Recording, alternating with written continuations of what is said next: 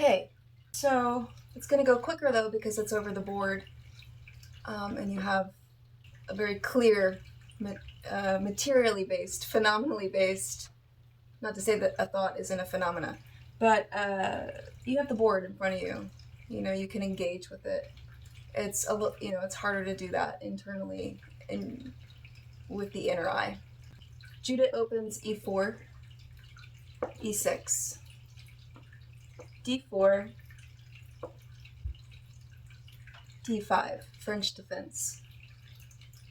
Knight, D2, C5, F3, C captures D4, E captures D5.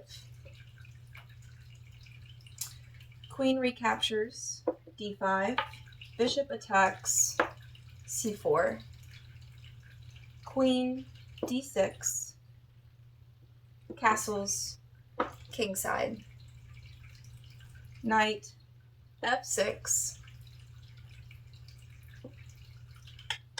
knight B3, knight C6. Knight B3 captures pawn on D4. Knight C6 captures knight on D4. And finally, F3 captures knight D4. Vlad responds A6. Judith responds A4. Queen C7, queen E2. Keeping that bishop protected. Vlad's really intent on knocking this bishop off the board. So Vlad engages some pressure. But anyway, so after queen E2, we have bishop D6. Judith responds H3. And Vlad responds castles kingside. Judith puts the bishop on G5. Stutter. And then Vlad puts the pressure on. So hangs a piece. If captures knight, then queen captures bishop. Anyway, and of course it's putting pressure on this guy right here on G5. So bishop responds. So okay, knight E4. Sorry, bishop responds H4. Knight D2 attacking that rook. Queen Judith recaptures, or rather captures the knight on the D2 square. And Vlad's queen comes down to capture the bishop on C4. Rook F, D1. Rook F, E8. Judith pushes the B pawn to 3, knocking the queen off to C5. At this point, Judith retreats the knight to the E2 square. And Vlad responds with bishop F8. This is the point at which Judith begins to push that pawn a little further. Vlad responds with E5. Judith puts the bishop on G5, or back on G5 rather, and then Vlad responds attacking that pawn on the C file. Judith responds, bishop comes to F5, attacking the pawn. Judith responds by pushing that pawn to C4. Vlad pushes C5. Judith attacks the queen on E3. Queen slides back to C6.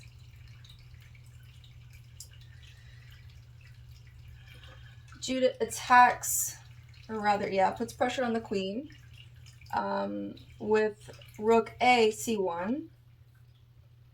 Vlad pulls his bishop back out. to a3 to attack the rook. Judit slides the rook back to a1. Bishop retreats to e7. After this, Judit recaptures, or rather captures. Judit captures b5. Queen captures b5. Knight attacks queen c3. Queen takes pawn b3. Here, Judit places the knight on d5. Vlad pulls out the rook, a c8.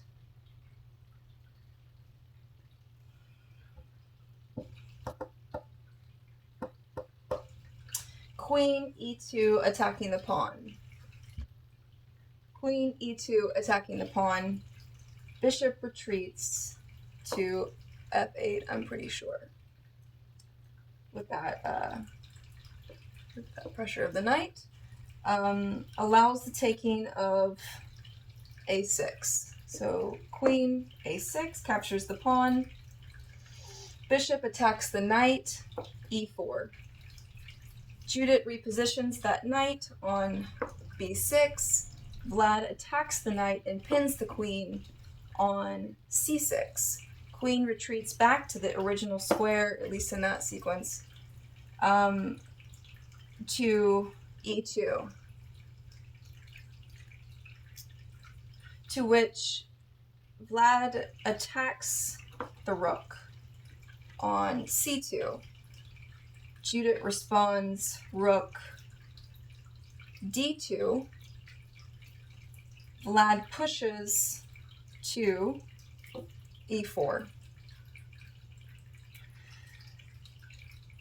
Judit places the rook, reinforced by the protection of the knight, on d7. Vlad puts pressure on that queen, attacking queen on the light square diagonal. Bishop to d3. Judit proposes a queen trade. Vlad accepts on a2. And Judit recaptures rook a2. From here, Vlad pushes to f5. Judit responds g3. The bishop comes down to propose a trade on c5. Judit accepts. And knight recaptures, or rather rook recaptures on c5. From here, we have a6, rook c1 check, king g2. Bishop comes down to attack the rook on b1. Rook slides to e2. Vlad pushes that pawn to e3. Judit responds a7.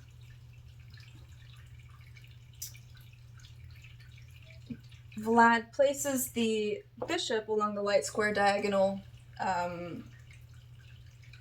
and that is e4. So Judit responds with f3, putting pressure on the bishop. Vlad launches a counterattack, rook b1 on the knight b6. So Judit decides to capture the bishop on e4. Vlad captures the knight on b6. Judit places rook e a2 on the a2 square, and then Vlad responds with rook a8. Judit captures the pawn e to f5, and then Vlad resigns. I hope that was right. It's easier to do over the board for sure.